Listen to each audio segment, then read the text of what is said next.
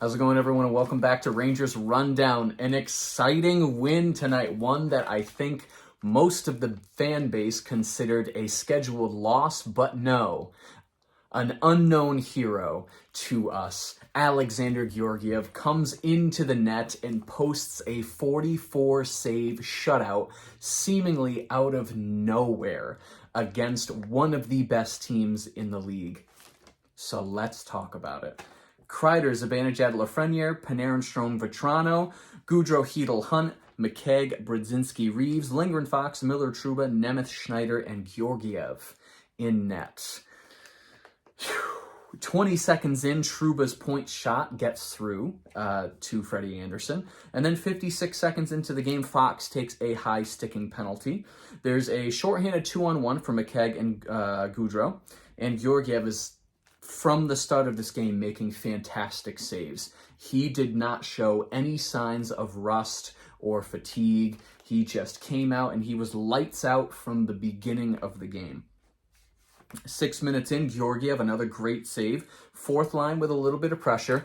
I mean, you can tell by the shot count that the Rangers struggled to produce any sort of sustained offense tonight, but they end up winning the game anyway. Rangers struggling to set up in the offensive zone. About halfway through the period, shots are 8-2 in favor of Carolina. So Rangers badly outshot halfway through the first period, badly outshot the entire game. Carolina just gives you no room. They are so good at blocking your passes. It was unbelievable how many times a Carolina player just got their stick in the perfect spot to just block a pass, and then off they are the other way because their forecheck is fast and it turns around so quickly. 6.5 minutes left in the period. Georgiev's save on a Jarvis partial break, and then a save through traffic shortly after that. So frustrating the Carolina Hurricanes early in this game. Good shift by the third line leads to a good shift by the second line right after. So a little bit of sustained pressure towards the end of this first period. But at 16:22, Schneider takes a hooking penalty, but the Rangers 2 for 2 at this point on the penalty kill. Very solid. False start on the face-off towards the end of the period, and Aho just puts his stick into Zibanejad's chest. I don't know what that was about. Aho, he's a little weasel, but whatever. Shots 14-3 at the end of one period in favor of Carolina. 14-3. Second period starts with a little overpassing by the second line. Gotta love that. 2.5 minutes in, Trouba has a good hip check to prevent a slot chance. 4 minutes in, Strome rings it off the crossbar. He comes right in, he rings it right off the crossbar. I half jumped out of my chair. 4:45, Nemeth takes a roughing penalty against Aho. They come together, and I guess Nemeth had his hands up high, and he gets Aho in the head. Aho goes down, he starts crying. Nemeth goes to the penalty box, and he was irate. At one point, he punched the glass and started yelling at the ref. He was not happy with that penalty. Zibanejad does have a shorthanded breakaway during that penalty kill. Doesn't score, and Georgiev keeps making those great saves. 6:38, Kotkaniemi takes a hooking penalty, so we get 8 seconds of 4-on-4. Trocheck has a shorthanded break, and he rings it right off the crossbar, and then Hedl fell at the blue line right at the end of the Rangers' power play. Leads to a shorthanded chance for Carolina at the end of that power play for the Rangers. 9:20, Carolina takes a too many men penalty, shorthanded 2-on-1 to start that power play from Carolina, but that power play was better for the Rangers, getting more zone time, more looks, more shots. Reeves makes a move to get into the offensive zone for a chance, so Reeves chipping in offensively. We don't expect him to do that. And then Carolina pressures with about 7 minutes left in the period.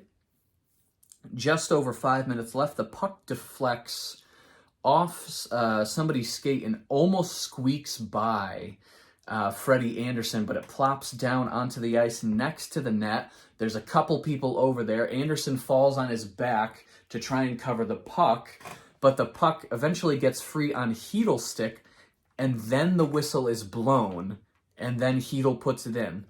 And this was just a head scratcher for everyone who was watching this game that's a Rangers fan. the puck, you never really lose sight of the puck. It was never completely under Freddie Andersen. It was always bouncing around between players' skates and sticks. And then Chytil comes away with it. And a second after you clearly see Filip Chytil with the puck, they blow it dead. Somebody needs to explain why that was blown dead, but we will never get an explanation for that because it's just a goof from that ref, whoever blew the whistle. There is no explanation that will ever be good enough. That was just an awful whistle, and that ref should be ashamed of himself. But it doesn't matter because at 15:39, Kreider would score what was pretty much the only goal of the entire game until that empty net at the end, his 41st goal of the season. It was a tip from the slot, classic Kreider, and the Rangers go up 1-0, being badly outshot at that point, like 29-6 or something ridiculous, and for some reason the Rangers are winning the game. Lindgren has a deflection with about a minute left, and then Rangers get to the front of the net with about 5 seconds left, or Strome gets to the front of the net. Shots 15-7 in favor of Carolina at the end of that second period, so Rangers still outshot, but not quite as badly. But at this point in the game, Rangers only had 10 shots on goal after 2 periods. Georgiev with a great save 2 minutes into the third period. Schneider with a net front clear to get it safely out of there. Great save on Kotkaniemi shortly after that. Third period was just a stress fest if you were a Rangers fan. Carolina was just churning offense the entire period. Shots, sustained offense. Rangers could not clear the puck to save their life. Carolina had about 2 minutes straight of offensive zone time from like minute 3 to minute 5 of the period. Chytil finally leads a rush out of the zone, and he loses it off of his stick, and that leads to Carolina coming back in for more pressure, and the Rangers just can't clear the puck. They forgot how to do that. 8.5 minutes into the period, Brodzinski has the puck low in the circle, and he passes instead of shoots. I was saying this for like the entire third period, probably from the entire second period as well. The Rangers need to stop overpassing. They love trying to look for that last pass to make it a super easy, just shoot the puck. Just shoot the puck, especially a game from tonight where the Rangers had 18 total shots. Total shots. That's an average of 6 shots a period. That is abysmal. And they could have gotten a couple more shots and at least break 20 if they just shoot instead of overpass. It happened several times tonight where they make one pass too many and then Carolina takes it the other way. Halfway through, the puck falls into the crease. There's a little scramble. Fox makes a diving play to push it away with his glove, so sacrificing the body on that. Necas chokes on a semi-open net, so it was a cross-crease pass. Necas has it, and he just shoots it wide. Panarin leads the rush and sets up K'Andre Miller, who shoots. It's blocked and goes back onto his stick, and he gets another chance. So his first shot is blocked, his second shot gets there. So Miller contributing to the offense. Just under 7 minutes, Gaudreau with a chance. 6 minutes left, Reeves with a deflection off of a Trouba shot that Andersen takes care of. Goalie pulled with about 90 seconds. Carolina takes a timeout with about 1:17 left in the period just to rest their top players. But at 19:18, Frank Vetrano scores his first goal as a member of the New York Rangers, an empty net goal to ice this game 2-0 for the New York Rangers. Strome shoots the puck with about 2 seconds left. The Carolina players were holding up. They knew the game was over. Strome took the shot anyway. D'Angelo didn't like that, so he comes over and he starts talking to Strome, but D'Angelo's just a little rat, so we don't care at all what he has to say about anything ever. And Georgiev gets the 44 save shutout, the 7th of his career. He just stood on his head the entire game. He channeled his inner Lundqvist, and he just completely stole this game from the Carolina Hurricanes. The Rangers win back-to-back nights against two very good teams in two very close games.